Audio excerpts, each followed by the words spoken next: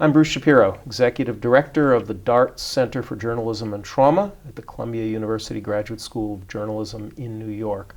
I'm sitting today with Sheri Fink. Sheri is an MD, a PhD. She's a practitioner of humanitarian medicine around the world. She's an expert in public health, and she's also an investigative journalist on the staff of ProPublica, the nonprofit public interest investigative journalism agency.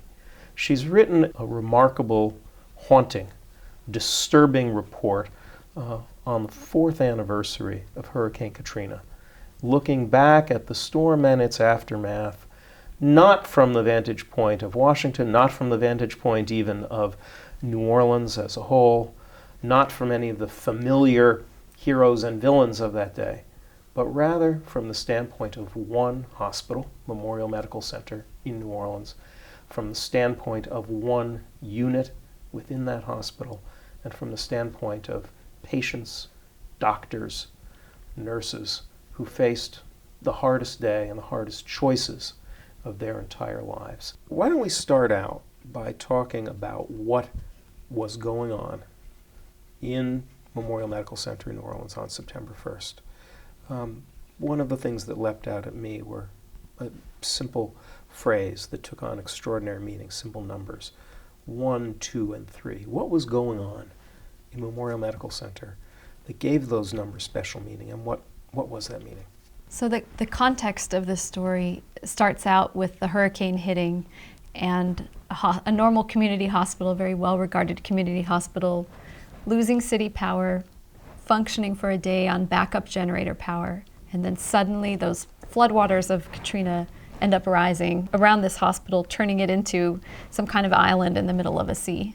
And they were really on their own, cut off the backup power, no running water, getting very, very hot, because even on backup power, no air conditioning. It was in the 90s, got into the hundreds inside the hospital. So imagine this happens a storm hits early Monday, Tuesday, everything goes down, and now you're Thursday. And you've been carrying patients, no elevators working, carrying them downstairs, everybody's sweating. Patients are separated from their nurses, their nursing units, the medical care that they usually give. Medical care has gone down to fanning people with some cardboard, giving sips of water for people who can drink, and the incredible exhaustion. One of the characters, Dr. Poe, who's the main character, she's a surgeon. She's done overnights. She does incredibly long surgeries, and she said she can't remember a time in her life where she slept less. These were people running off of just adrenaline, and so that just to give you a framework for where everybody was. So the 1s, 2s, and 3s, this was a decision made early on before things got so bad, when they realized we'd better close the hospital. We may lose all power, the waters are rising. And so they decided we'll triage. We will give each patient a number which will indicate their evacuation priority. The 1s are going to be people who are walking and talking, who we can easily get out on a boat, or they're ambulatory. The number 2s are somewhat sicker people, maybe in wheelchairs. They might need to go out by helicopters. And the 3s are going to be, as they decided ultimately, the last priority for going out. Once things got very bad, they decided that we're going to save the sickest for last. So these were either very sick people or people, if a nurse opened up a chart and saw do not resuscitate, DNR, those were made number 3s. And each doctor I spoke with had a different sort of explanation of why those patients should go last. And in one case, it was out of a misunderstanding that these people were perhaps at the end of life, that they had a terminal or irreversible condition. But that's not necessarily true. And so that was one of the sort of the ripple effects throughout the events there, was what happened to these patients who were designated to be evacuated last. And as the events went on, and as you say, this ripple effect or this domino effect of conditions worsening, and one choice after another being made, first a choice of whom to include in that category 3, and then choices of how to handle them and so on. Ultimately, some very controversial choices ended up being made. Why don't you talk a little bit about what happened to some of the 3s?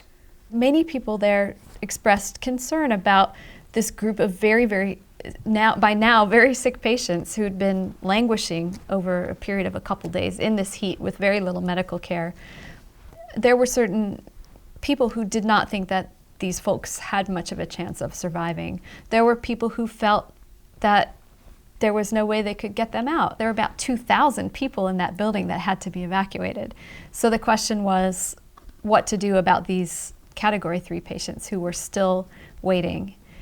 And it is clear, there's no debate about it, that they were given morphine and Versed, many of them, a combination that can be very dangerous to give together if you don't give it properly, although they're regular drugs that we see in the hospital setting.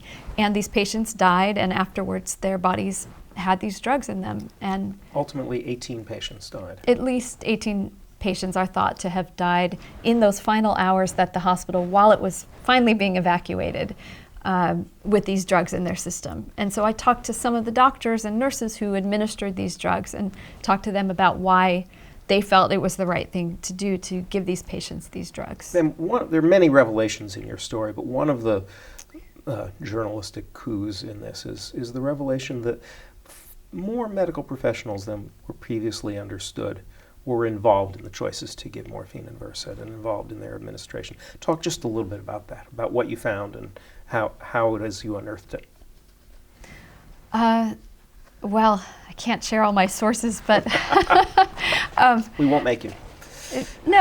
Of course, I mean, Dr. Poe herself had come out after the grand jury said that there was no true bill, no indictment for murder, and she had come out and said, yes, I gave these drugs, and it was a group decision. So clearly there were more people involved. She has come out and said that. And, you know, once you start reporting, once you start meeting people, it was true. There were more people involved, and people, it's interesting, people had when I spoke with them, very different views on why they participated. So some will tell you that this was purely comfort care and that they were doing this because they felt that these people were suffering. And then there were other people who said, you know what, we set out to hasten these people's deaths, and there were different reasons for why that was done. One physician, for example, pointed out that the health workers, including himself, many of them felt very at risk being in that hospital, that there was a lot of danger, a lot of fear that the people from the neighborhood would overrun the hospital.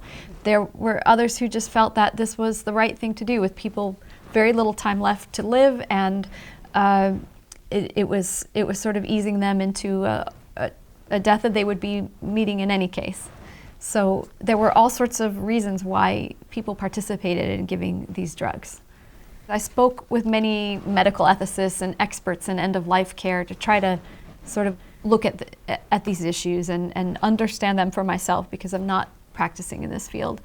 And one of the very interesting things, a person who's part of the AMA, the American Medical Association's Council for Ethics and Judicial Affairs, said to me that it's very hard for medical professionals to look at people and see them suffering or see them languishing, see them looking so bad, that at some point perhaps that patient isn't conscious of it anymore, but we as health workers or as people who love those people, family members, it may be much harder for us to see somebody who's really not suffering but looks terrible, and for health workers to be put in a situation where they can't offer those people what they would want. And he said something very interesting, which is, this is why we have prohibitions on euthanasia, because we need these rules for us to follow in cases where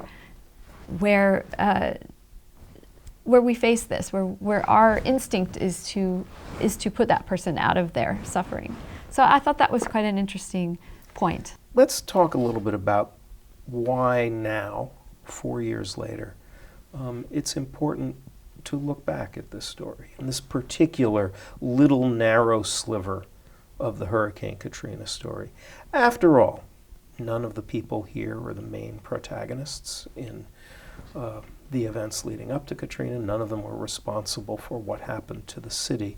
So why, as a journalist, go back and really revisit the worst day in the lives of a few people in the middle of the worst day in the life of one of America's great cities?